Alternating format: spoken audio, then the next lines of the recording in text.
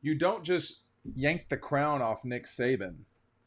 That was what one of the ESPN panels was Thursday morning. I was watching that as I was finishing some stuff up, talking about the comparison between Kirby and Nick Saban, and this has become the new, in our world at least, the LeBron James Michael Jordan conversation. And I'll just say it. I mean, the more pressure uh, that Kirby can apply on Nick this fall, the better for his argument as being the best coach in college right now. And I think I've talked about this a lot. It's a fun conversation. It's going to be hard for anyone to replace Nick Saban as the greatest college football coach of all time. I mean, Bear Bryant's not going to. He's better than Bear. But right now, no one's doing it better than Kirby Smart at Georgia. I think there's a possibility he could, talking about Kirby, could catch Nick and pass him. We're just not there yet. And I think that's an important thing to remember because that's hard to do. Nick's been amazing at Alabama. But right now, there's not been someone better than Georgia. I mean, you just look around and the results speak for themselves. Back-to-back national championships. That's just like an easy way to talk about it. The results between the two programs speak for themselves too. In Alabama's case in 2021, let's start with their 21 season. Their best one of these last 2 years has been over Georgia in the SEC championship game. I mean, clearly, they're the only team who's beaten Georgia in the national championship game. But when you start comparing the two teams, Alabama in 21, there were times when they had to really fight to get out alive. Okay? Obviously, they lost to Texas A&M. And that it wasn't that game exclusively, but that was their first loss of the season. It was the game against Florida. I mean, this was a bad Florida team. They won that game 31-29. Now, it was at the Swamp and all that, but like you could see it. The game against LSU, this was not a good LSU team in 21. They won that game 20-14. So there's a game they win by 2, a game they win by 6, a game they lose by 3, a game against Arkansas, they win that game by 7 at home. I wouldn't say it was a miracle against Auburn, but that game against Auburn where they went in 4 overtimes, they lose that game, they're not playing in the SEC championship game. So if my memory serves correct. So they certainly wouldn't have gone in the playoff with a win over Georgia. It would have been an inconsequential game. Turned out in a way it was. But that's what they were leading into. And then, of course, the 15-point loss to Georgia in Indianapolis. That was not a good one either. Hey, make sure you sign up for Dog Post down below. You're going to get our 2023 preview for free. You're going to get a shirt from our friends at Red Zone for free. You're going to get 20% off any item at the store at Red Zone, any item on their online store. Here's one that people don't need to forget. The Leave No Doubt shirt that you can only get at Red Zone. These are all things. Speaking of free, if you order Double Dogs, today is the day to get Dog Post for free. I'll give you 1 month for free. All you got to do is sign up right down below. Make sure you're taking advantage of this. We're running out of these. Okay, they're probably not going to be here at the end of the month. So that means this offer can't be here. Take advantage of it now. If you order Double Dogs, I'm going to give you September for free. You have to sign up down below. The link is down below. And then you look at 22 for Alabama, and it did not take them forever to get there. By the way, the Georgia 21 season, they had 2 games that were within double digits. The Clemson game and then the Alabama loss in the SEC championship game. That was it. In 22 for Alabama, not dissimilar. Okay, not dissimilar. Now, I will say that Bryce Young got hurt during a little bit of this stretch here, okay? But the 1-point win, a game-winning field goal against Texas on the road. They did not play well against Arkansas. They won that game going away. They did not play well in that game. The 4-point win over Texas A&M, that was not a good look. The loss to Tennessee on the last play of the game, obviously not a good look. It just wasn't great. And then, the overtime loss to LSU,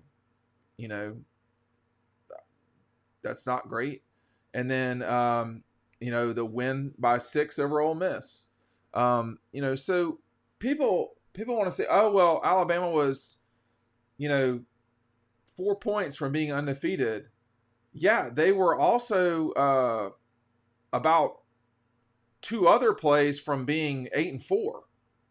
They lost to Texas and Texas A&M. I don't think they'd have lost to Ole Miss, but they only won that game by 6 points. So let's just say they lose to Texas A&M and they lose to Texas. That's 5 points. I mean, you're kind of what you are. I mean, you're not.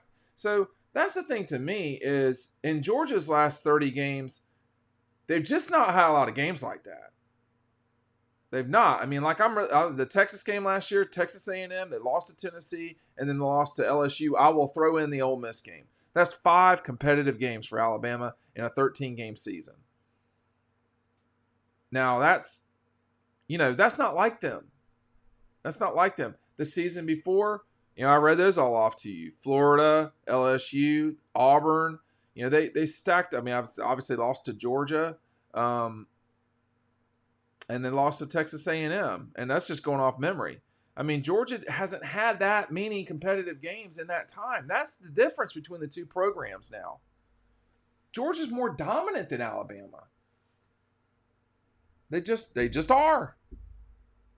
Can that change? Of course it can change. If it can change from Alabama to Georgia, it can change from Georgia to, Texas. But right now, when you have to yank the crown off Nick Saban was the quote. I think it's a great quote. Oh, excuse me. You don't just yank the crown off Nick Saban, but I don't think that I think that is true, but I don't think that's what's happening right now. I think what's happening right now is, the crown is up for grabs, or Kirby's got 2 hands on it, one of the two, and if there's such a thing as a crown, that has existed for Alabama for a long time, but. It's been 2 years since they've been the national champion. And that's a long time, particularly when your next door neighbor has won 2 in a row and the year before you won it, your bitter rival, one of your bitter rivals in the West, LSU, won it. So it's been a great run for Alabama, no question. But you really cannot compare the last 4 seasons of Alabama football with even the 4 seasons before that. They won 1 national championship in the last 4 years. The 4 years before that, going off memory, they played for it in 18, they won it in 17, they played for it in 16, and they won it in 15. So they were either the best team in the country or the second best team in the country. You can make that case in 2 of the last 4 years, that's been what's going on in Alabama. You cannot say that over all 4 years. Let me just add this too. It's up to Georgia to continue to win, though. I mean, Alabama's done the heavy lifting. And Alabama may not be the ascending program, and because I don't think they are. Georgia is the ascending program. In the ACC, Florida State, people won't stop talking about. Michigan. So there are teams that are ascending that are trying to take power from the Ohio States of the world, the Clemsons of the world. I don't really know who to say out west. That's kind of a mess out there on a lot of levels. But Georgia, this really sounds crass, but like 2 national championships, great. That is not what Alabama has been, though. And Kirby and them know that. 2 is not replacing Alabama.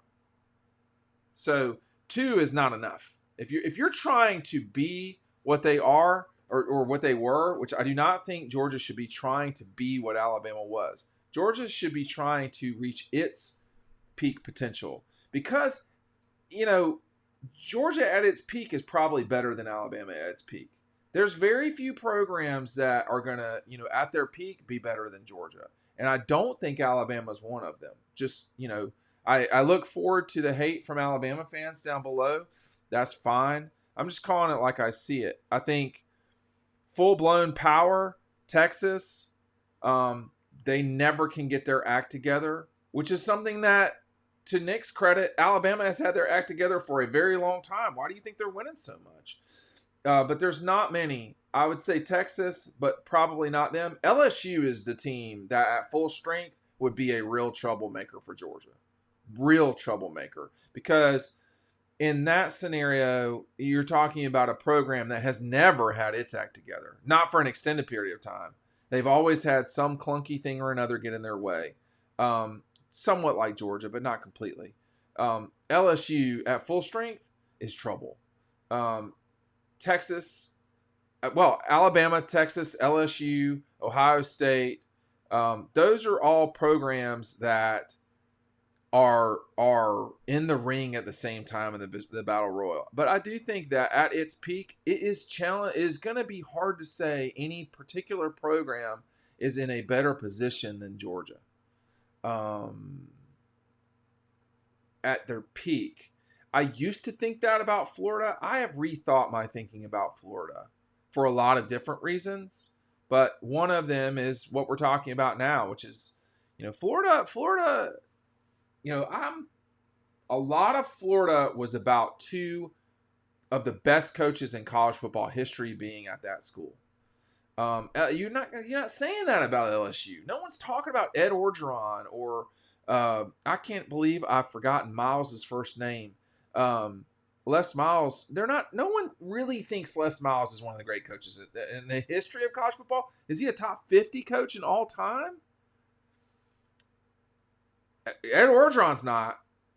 So that's my point. But in terms of yanking the crown, I don't think Nick's got the crown right now. I don't think he does. If anyone does right now, it's Georgia, but I don't know that that's the right way to put it necessarily, although it is fun to talk about it like that.